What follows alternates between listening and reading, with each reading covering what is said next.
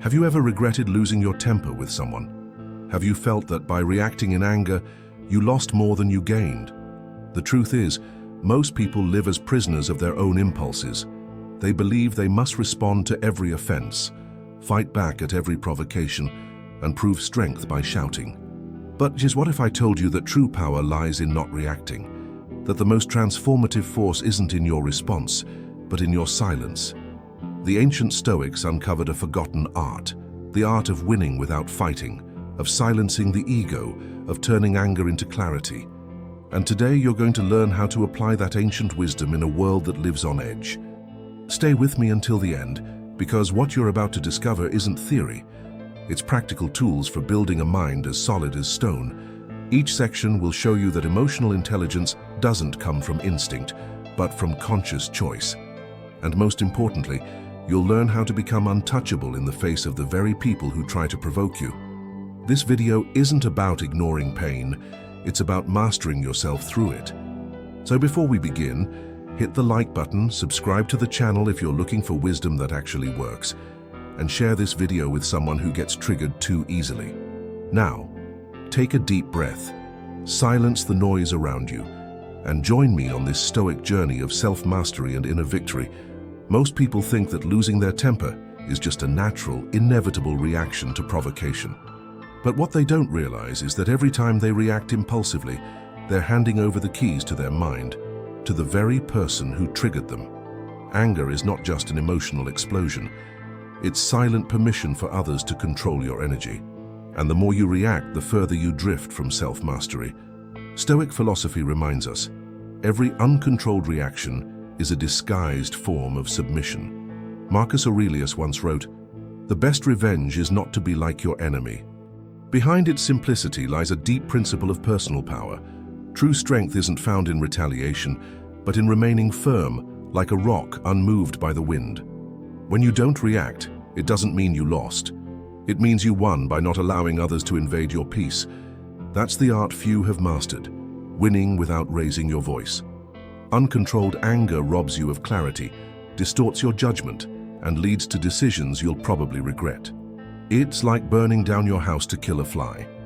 Stoicism teaches that the price of reacting is too high to pay with your inner peace. The invisible cost of every reaction is your freedom of choice, which you give away every time you let yourself be triggered. And that's the greatest emotional theft of all. When you stay calm in the face of attack, you're offering a response more powerful than any shout. Silence in this case isn't weakness, it's pure wisdom. It's as if you're saying, "You don't have the power you think you have over me." That posture disarms any attacker, because what they really want is your reaction, and by denying them that, you rise to a higher level of awareness. Victory that comes without reacting is quiet but profound. It happens inside you the moment you choose not to hand over your energy to something smaller. This choice, made daily, turns your mind into protected ground. No one gets in, no one takes from you, no one moves you without your permission. And when you start living that way, you realize true power isn't about dominating others. It's about never being dominated again. So from now on, when you feel anger rising, stop, breathe, ask yourself, is this really worth losing my peace over? Most of the time, the answer will be no. That tiny space between impulse and action, that's where your power lives. And the more you strengthen it, the more untouchable you become. Not because you're cold, but because you've mastered the art of winning without reacting. Anger isn't always what it seems. It arrives like an emotional alarm, but often carries not a truth, only a test. The world constantly puts you to the test, a harsh tone, a rude comment, an unjust behavior. But none of these moments reveal the other person. They reveal you. And the Stoics understood this well. Reacting is falling into the trap of confusing provocation with reality. Epictetus taught, it's not events that disturb us, but our judgment about them. This is one of the cornerstones of Stoic philosophy. An offense only exists if you interpret it that way.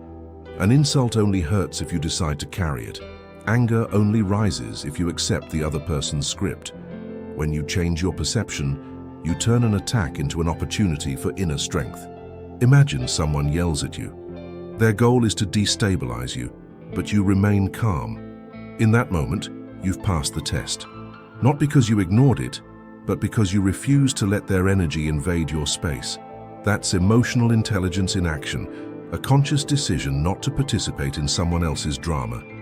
You step off the stage of provocation and take your place as the director of your own mind. Stoicism teaches that anger is always a distraction. It pulls you away from what truly matters, drags you outside yourself, and hands your control to something external. That's why so many lose so much over so little. One comment, one gesture, one insult, and their peace is gone. The test of anger is daily, and only those who learn to see it from a distance can pass. When you see anger as a test, you stop identifying with it. You observe it instead of becoming it. You recognize the discomfort, but choose not to feed it. That changes everything. Because in that moment, you're not just controlling your anger, you're transcending the need to react. And that level of awareness places you above the conflict. The secret lies in the pause between stimulus and response. In that space, you choose whether to repeat patterns or create new ones, whether to be a victim of impulse or a master of your mind.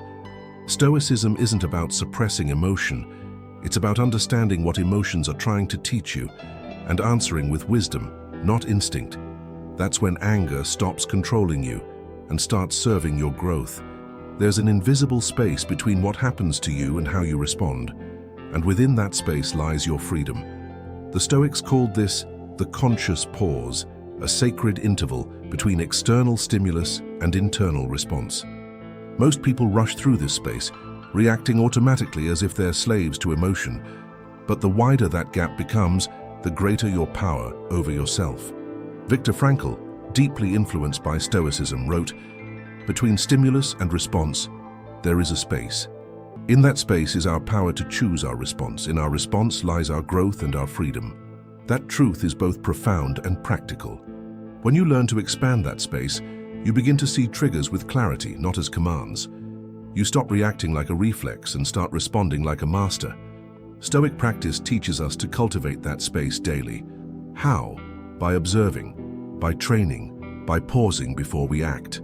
Marcus Aurelius journaled constantly, not to judge himself, but to understand himself. This habit made him more emotionally aware and therefore more free to choose. That's real self-mastery, not the absence of emotions, but the ability to decide what to do with them. Imagine someone provokes you. You feel anger rising. That's the stimulus. Instead of reacting, you breathe. You ask, "Why is this affecting me so much?" Then you choose act or stay silent. That moment of clarity is the difference between destruction and evolution, between repeating old patterns or turning your mind into a fortress of awareness. The more you practice, the more natural this pause becomes, and over time it strengthens like a muscle. You begin responding with calm, even in chaos. Anger may rise, but it doesn't rule you. Impulse may whisper, but it doesn't command. You still feel everything, but now you choose what deserves your energy. That's the quiet force that separates you from the crowd, the ability to remain centered while others unravel. In the end, what sets you apart isn't what happens to you. It's how you use what happens. Stoicism gives us this hidden gold, the awareness that every pause is a chance to grow. And the more you respect that space, the more untouchable you become. Not because you escape the world, but because you've mastered yourself within it. Reacting in anger gives the offender exactly what they wanted: control over you. That's why the Stoics believed true victory happens in silence. When someone provokes you and you explode, they win. But when they try to shake you and you stay calm, something powerful happens. They feel invisible, powerless in the face of your indifference. And that feeling is more disarming than any insult you could throw back. Stoic silence isn't cowardice or passivity. It's the strongest response you can give to someone seeking emotional war, because it breaks the cycle of provocation. The one attacking you wants a stage, a scene, your reaction. When you don't give them any of that, the performance ends. No spotlight, no show, no audience, no ego. Without your energy, their control collapses. Marcus Aurelius wrote, "When someone offends you, ask yourself, does this make me a worse person? If the answer is no, then why react? Your peace is worth more than a battle of egos. Responding to insult with indifference doesn't mean it didn't sting. It means you've built an inner fortress stronger than their venom. In this sense, silence becomes a mirror. It reflects the emptiness of their aggression. When you don't react, you're silently saying, "You don't get to move me." That stance unsettles people who rely on manipulation. Silence bothers the offender because it reveals what they lack: emotional discipline. While they scream for validation, you remain grounded. That's not weakness. That's strength. And that's how you win without effort. That's the triumph of self-control. Stoicism teaches that silence speaks louder than shouting. Instead of raising your voice, you raise your awareness. Instead of retaliating, you reflect. Instead of fighting, you observe. This posture not only preserves your peace, it elevates you above the drama. You're not hiding, you're rising. You're showing a different path: power through calm, respect through restraint. Next time someone tries to provoke you, don't respond. Just watch, breathe, hold your posture. Let silence do the work. You'll see how often it says more than 1,000 words. It weakens their pride and strengthens your mind.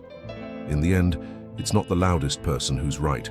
It's the calmest one who holds the real wisdom. And that calm is your greatest weapon. The Stoics knew that emotional battles aren't won in the moment. They're won in preparation. That's why they practiced a daily exercise called premeditatio malorum, the premeditation of adversity. Every day they visualized possible insults, criticisms, or provocations. Not to be pessimistic, but to train the mind. They understood that a prepared mind doesn't get surprised. And when you're not surprised, you don't lose control. That's real mental armor. Marcus Aurelius used to write in his journals, "Today I shall meet people who are meddling, ungrateful, arrogant." And he would continue by reminding himself that none of it could truly harm him. That was his daily ritual.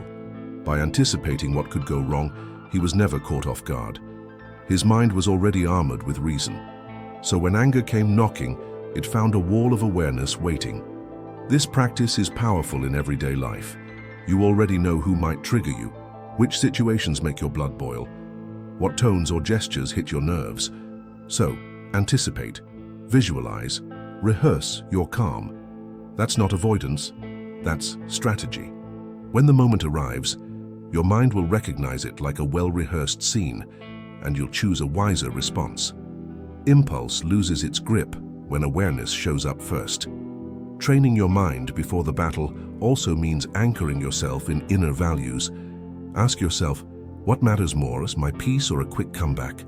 Each time you choose peace, you reinforce your identity as someone who rises above provocation. Over time, this becomes your nature. People begin to know you as calm, composed, unshakable. And that reputation isn't built on words. It's built on repeated emotional discipline. This Stoic anticipation doesn't just reduce anger, it boosts your emotional intelligence. You start to notice patterns. You take things less personally. You develop empathy without submission, firmness without aggression. That's self-mastery. It's the mind trained to face storms without losing direction. Like a warrior who has studied the battlefield, the traps, and the enemy, and wins without needing to fight. Don't wait for anger to arrive before deciding how to act. Decide now. Train now. Anticipate. And when it finally comes, you'll recognize it, but you won't let it in. This habit, repeated over time, turns your mind into a shield of clarity. And most of all, it proves that the true Stoic warrior isn't the one who fights to win, but the one who trains so well, he never has to fight. Anger, as destructive as it seems, is energy, and all energy can be transformed. The Stoics never denied anger's existence. They simply refused to be enslaved by it. Instead of reacting impulsively, they learned to redirect that fire into something useful.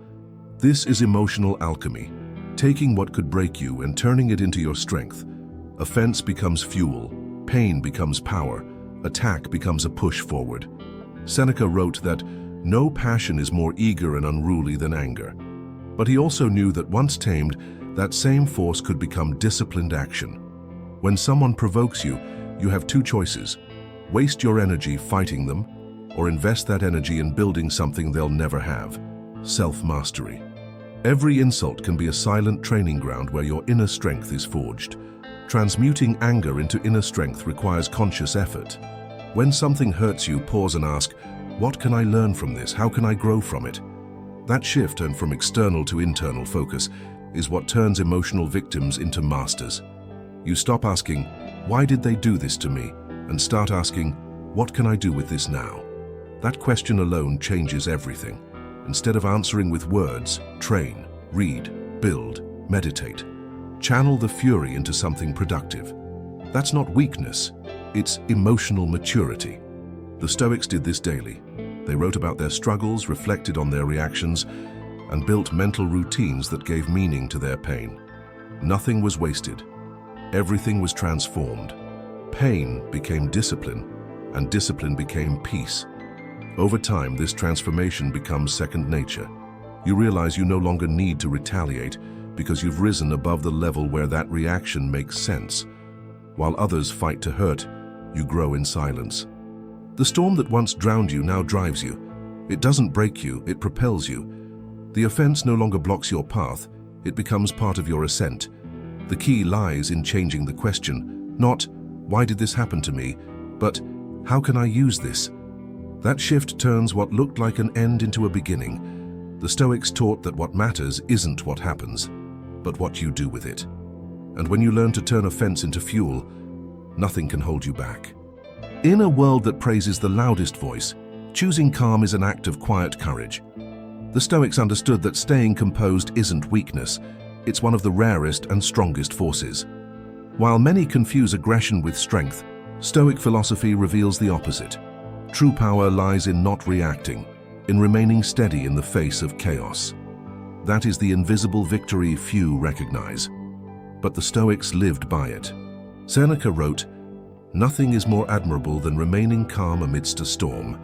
And that calm doesn't mean you feel nothing, it means you are full of wisdom. Even when your blood is boiling, you remain in control of what leaves your mouth. To respond with peace when everything invites you to fight, that's not submission, it's mastery. A war is won silently inside of you. For the Stoics, serenity was the highest form of discipline. It required attention, constant observation, and presence. Reacting is easy. Breathing, staying mentally clean, seeing beyond the insult, that takes work. But when you master it, you realize no one can shake you unless you allow it. And that steadiness unsettles those who rely on controlling others through anger or guilt. The world reacts, the wise choose. And even if that choice is silent, it has impact. People start to notice you don't get rattled, that you don't lash out, that something strong lives inside of you. That presence changes rooms. It shifts dynamics. It earns respect, not through fear, but through balance. Serenity becomes your signal, your armor, your personal brand of power. Invisible victory isn't what others see.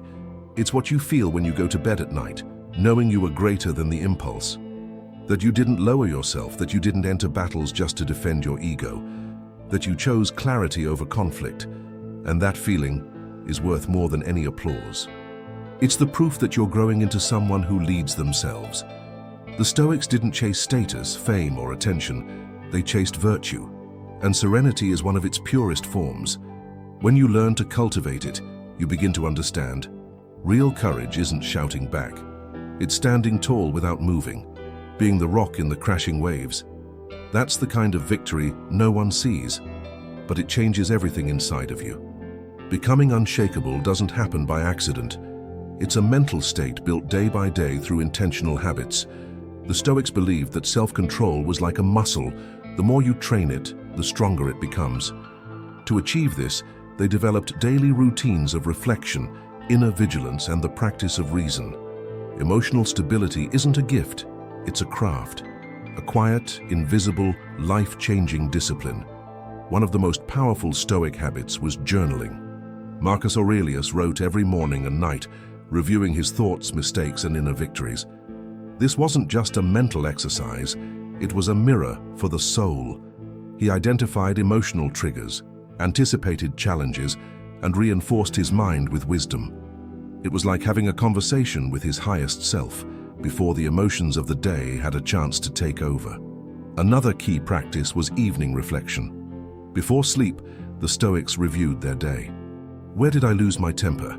How could I have acted better? This constant evaluation became a powerful self-education tool. They didn't wait for anger to surprise them. They prepared to diffuse it in advance. That daily awareness sharpened their thinking and gradually transformed their character. They also made a habit of reading, not for entertainment, but for reinforcement. Passages from Epictetus, Seneca, and others were treated like soul training. Each line reminded them, "You can choose how you feel." That intellectual nourishment fortified their inner strength and built a solid foundation for clear and calm decision-making. A well-fed mind doesn't bend at the first insult. Meditation, though not named that way, was present in their lives. It was the habit of sitting in silence, watching their thoughts, understanding that they were not their emotions, but the observer behind them. That separation between feeling and identity is what created dominance. It allowed them to feel anger without being owned by it.